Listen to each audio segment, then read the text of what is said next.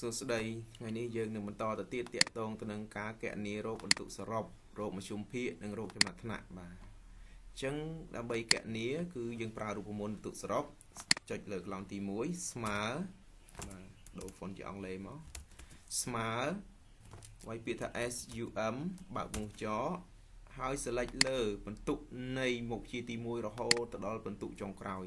បាទមុខជាចុងក្រោយហើយបិទវងចវិញ Enter បាទបន្ទាប់មកយើង double click លើកន្លែងនេះមកគឺ load បន្ទុកឲ្យចរត់ទាំងអស់ហើយបាទអញ្ចឹងយើងសេរីដល់ចំដាក់ដាល់មកហើយយើងអាចទៅឡើងទំហំឲ្យធំជាងមុនតិចទៅបាទ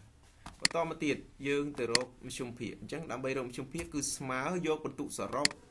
ទៅចែកនឹងចំនួនមុខវិជ្ជាបាទមាន14មុខកន្លែងនេះគឺឲ្យ 14មុខហើយ enter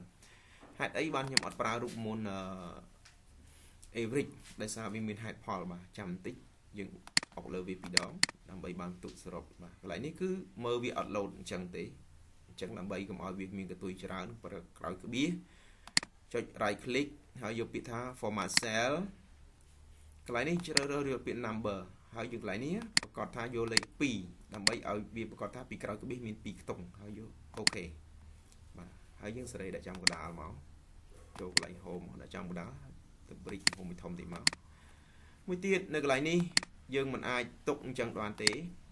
ការផ្លាស់ប្ដូរដោយសារកន្លែងនេះគឺចែង14ដូចខែនេះខ្ញុំប្រឡងបានតែ12មុខទេអញ្ចឹងកន្លែងនេះយើងត្រូវប្រើរូបមន្តចំនួន1សម្រាប់ផ្លាស់ប្ដូរឥឡូវខ្ញុំវាយលេខ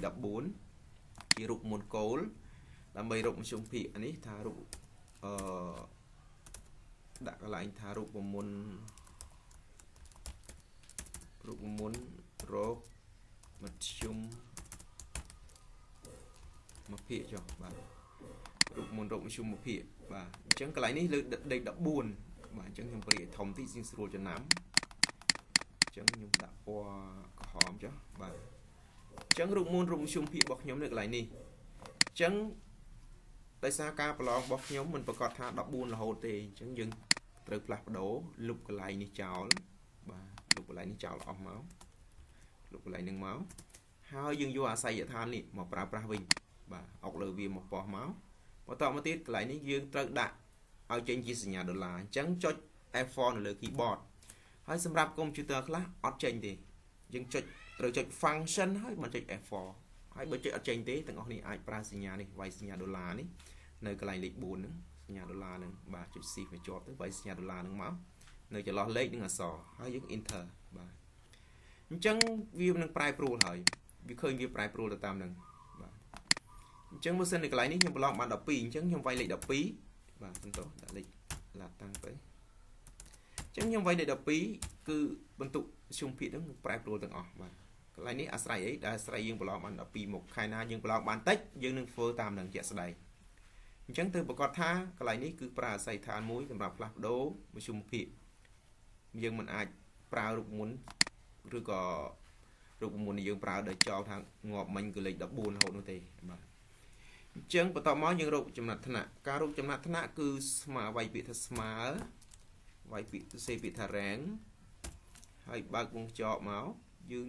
ចុចលើមធ្យមភាគនៃលេខរៀងទី1ហើយប៊ីស1បន្ទាប់មកទៀតយើង